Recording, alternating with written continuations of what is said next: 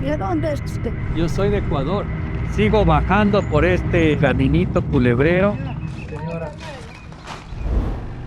Este es el tercer día de mi recorrido por Perú. Salgo tempranito de Pimentel, pero el tráfico avanza lento. Hay rompemuelles a cada rato. Así que dejo la carretera principal para ir conociendo pueblitos. Ya me suena el estómago y paro a desayunar en el mercado de Pucará. En esa mama taza de café. Paso un largo trecho de cañaverales y al fondo ya se pueden ver las montañas. No hay tráfico, no hay camiones, un poco de polvo. Pero me pego una buena perdida en este laberinto maravilloso de caña de azúcar.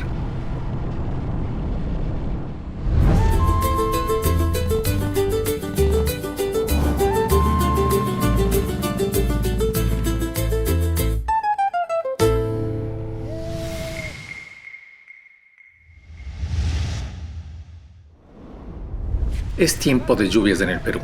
Me voy acercando hacia las montañas. ¿Sabías que el Chagas es causado por un parásito que puede dañar el corazón? La mayoría no lo conoce, pero más de 7 millones de personas viven con esta infección. Ese es el motivo de mi viaje, contar y visibilizar un problema que afecta a toda América Latina. Lo bueno es que existe un tratamiento. Lo malo es que la mayoría de las personas infectadas no saben que tienen este parásito. Me encanta esta carretera andina llena de curvas. Esta zona es igualita a Ecuador. Llego a Yamaluc buscando almuerzo. Y en una tiendita me preparo un sándwich de atún. Dejo una pequeña huella y sigo mi camino. Gracias.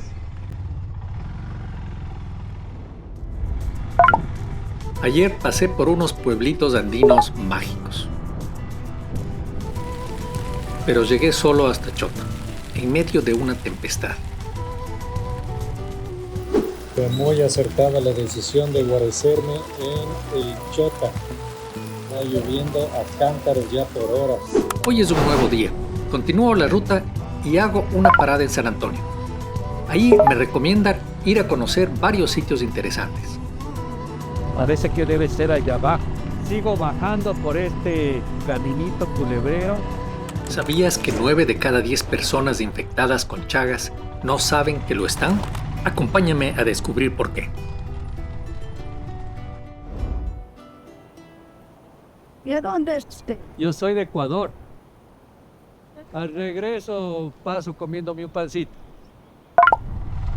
¿Cómo puede ser que 9 de cada 10 personas infectadas con Chagas no saben que lo están? Hay muchas razones, pero principalmente es esta.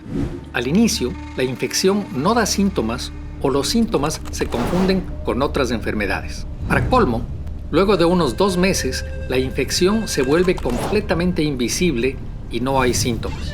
Y los daños al corazón y a otros órganos recién pueden aparecer entre 5 a 20 años después. Muchas veces, ni siquiera los médicos piensan en Chagas cuando atienden a personas que lo padecen. Este valle es increíble y me da ganas de seguirlo explorando río abajo. Pero las lluvias han hecho que el agua que baja de la loma vaya por la carretera y deje al descubierto edrolones que me pueden hacer caer.